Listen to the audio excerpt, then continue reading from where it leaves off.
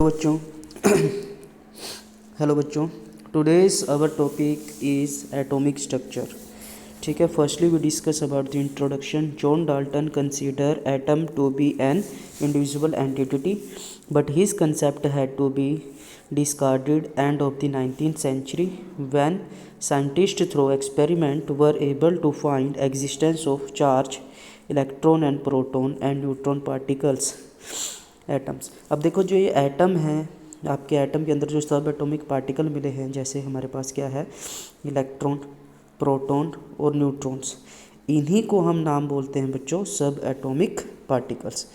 तो John Dalton ने बताया था कि एटम जो है इंडिविजुअल है, उसको कोई देख नहीं सकता, बट बाय एक्सपेरिमेंट हमें पता चला कि एटम के अंदर ये चीज़ें भी हैं। 19th सेंचुरी तक हमें ये पता चल चुका था। It is clear? Okay, now we know very well discovery of electron is given by J.J. Thomson. Thomson explained the presence of electrons by the cathode ray experiment. तो इन्होंने कैथोड रे एक्सपेरिमेंट किया, वहाँ से इन्होंने बताया कि atom जो है वो एटम के अंदर क्या है, इलेक्ट्रॉन्स प्रेजेंट है।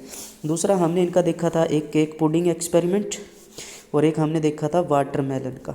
तो वाटरमेलन के रिस्पेक्ट में इन्होंने बताया था कि every red portion inside the watermelon is positive sphere atom and black colour seeds are electrons.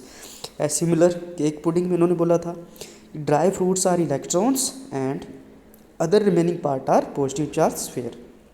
Clear? Next fact about the electrons क्या है हमारे पास। सबसे पहले याद रखना है कि जो चार्ज होता है ना बच्चों, चार्ज की जो यूनिट होती है ना, वो होती है कूलम, जिसको हम सी से रिप्रेजेंट करते हैं। क्या होती है? कूलम्स, जिसको रिप्रेजेंट किया जाता है सी से। किसी भी इलेक्ट्रॉन के ऊपर जो चार्ज होता है वो हमेशा याद रखना बच्चों होता है 1.6 × 10⁻⁻90 कूलम। अब देखो यहाँ पे माइनस लगाया रखा है इसके सामने, ऐसे है ये 1.6 × 10⁻⁻19। तो ये माइनस क्यों लगाया? बिकॉज इलेक्ट्रॉन है।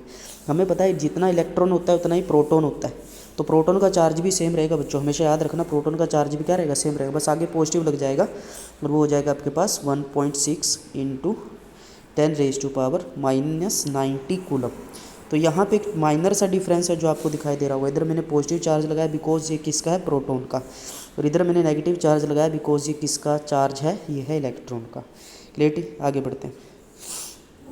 उसके बाद मास ऑफ इलेक्ट्रॉन भी बता रखा है इन्होंने कि मास ऑफ इलेक्ट्रॉन कितना होता है। तो मास ऑफ इलेक्ट्रॉन भी हमें याद रखना है, वो हमेशा इतना ही रहेगा, 9.1 × 10⁻⁻31 kg is mass of electron. Clear रहेगी? ठीक है, as calculated by the Robert E Millikan. देखो रॉबर्ट ई मिलिकन ने ये बताया था हमें चार्ज के बारे में जो है कि इतना है। ये रॉबर्ट मिलिकन ने जो है ढूंढा था, डिस्कवर्ड किया था कि किसी भी इलेक्ट्रॉन्स या प्रोटॉन के ऊपर चार्ज कितना होता है। ठीक है, एज वी नो इलेक्ट्रॉन जितना होगा उतना ही प्रोटॉन होगा। तो अगर इसका 1.6 है ना, तो इसका भी चार्ज कितना होगा, 1.6। बस साइन का फ़र्क हो जाता है बच्चों, ये पॉजिटिव होता है, ये नेगेटिव होता है। आगे चल पड़ते हैं।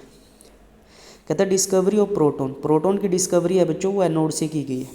बिकॉज जब हम एक्सपेरिमेंट कर रहे थे ना, तो कैथोड पे हमारा चार्ज और एनोड पे चार्ज दोनों अलग होते हैं। एनोड पे होता है पॉजिटिव, तो प्रोटॉन की डिस्कवरी, और जो आपका कैथोड है उस पर होता है नेगेटिव, तो पॉजिटिव नेगेटिव की तरफ जाता है। तो यहाँ से मुझे इलेक्ट्रॉन्स के बारे में पता चला था। ठीक है, अब कहते हैं डिस्कवरी ऑफ प्रोटॉन एनोड से हमें मिला by E Goldstein. E Goldstein ने मुझे प्रोटॉन के बारे में बताया था, ये हमने देखा है पहले। E Goldstein by the his famous anode ray experiment, canal rays experiment जिसको हम बोलते हैं, was able to detect presence of the positive charge particle called proton of in the atom, और उसको नाम दिया गया प्रोटॉन। क्लियर रहेगी बात में? अब प्रोटॉन के बारे में फैक्ट है। देखो भाई, सबसे पहले चार्ज है सिमिलर है, जो मैंने अभी बोला था, चार्ज ऑफ प्रोटॉन क्या हो जाएगा, प्लस में हो जाएगा 1.6 × 10⁻⁻90। अगर इलेक्ट्रॉन के चार्ज की बात करेंगे तो क्या हो जाएगा, माइनस का 1.6 हो जाएगा। क्लियर रहेगा? रहना चाहिए क्लियर। आगे चलते हैं।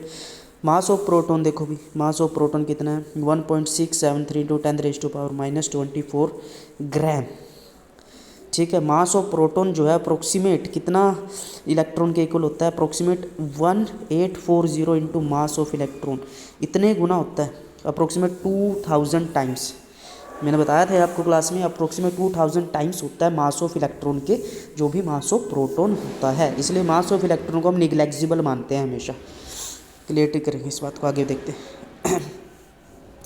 आगे चल पढ़ते हैं। अब डिस्कवरी ऑफ न्यूट्रॉन के बारे में आ जाते हैं कि न्यूट्रॉन की डिस्कवरी जो है किसने करी और क्या था ये। बच्चों आप सभी को पता है discovery of neutron by James Chadwick. James Chadwick ने डिस्कवरी ऑफ न्यूट्रॉन की थी 1832 में। आप सभी को पता है, ईयर भी याद रखना है। 1832 में James Chadwick bombard lighter element like lithium bone. देखो बम्बार्ड का मतलब होता है एक जगह से काफ़ी चीज़ों को फेंकना। तो जो हल्के एलिमेंट थे ना, जैसे लिथियम हो गया, बोरोन हो गया। लिथियम का एटॉमिक नंबर कितना होता है, कोई बताएगा? Sir lithium, hydrogen helium lithium 3 होता है, तो 6। लिथियम के बाद आता है बोरोन, सर 4 होता है। Hydrogen helium lithium beryllium boron 5 पे है, ये 10। तो ये जो है लाइट एलिमेंट होते हैं भाई, हल्के होते हैं। वजन 6 10, देखो ध्यान से, 6 और 10 वेट है ज़्यादा उन्हें। विद अल्फा पार्टिकल के साथ इन्होंने फेंका इनका इन ऑब्जर्व इमर्शन एमिशन। जब इन्होंने देखा इसका, new particles having zero charge but having mass equal to that of proton. इन्होंने देखा कि कुछ ऐसे पार्टिकल हैं जिन पे चार्ज क्या है, जीरो है, बट उनका जो मास है ना वो प्रोटॉन के इक्वल है। तो यहाँ से इन्होंने बताया कि जो न्यूट्रॉन्स निकले उनके ऊपर चार्ज नहीं होता। This particle were called neutrons, neutral particle of the atom, जो एटम के अंदर न्यूट्रल पार्टिकल्स में है। तो neutron are present in the protium isotopes of hydrogen. देखो हाइड्रोजन यहाँ पे आपको दिखाई दे रहा है, एक हाइड्रोजन है तो एक ही क्या होगा यहाँ पे, प्रोटॉन होगा। चेक कर लेते हैं ये क्या है।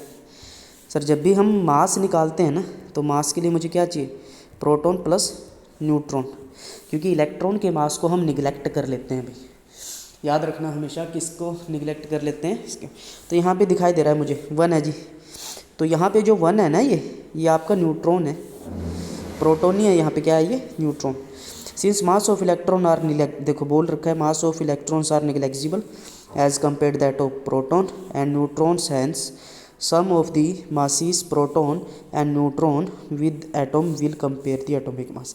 देखो जब भी मुझे एटॉमिक मास लिखना है, मास लिखना वो क्या रहेगा, किस किस का सम रहेगा, प्रोटॉन का न्यूट्रॉन का। ठीक है, तो आज हम यहीं तक रखते हैं, नेक्स्ट क्लास में हम इससे आगे पढ़ेंगे। ठीक है, थैंक यू बच्चों।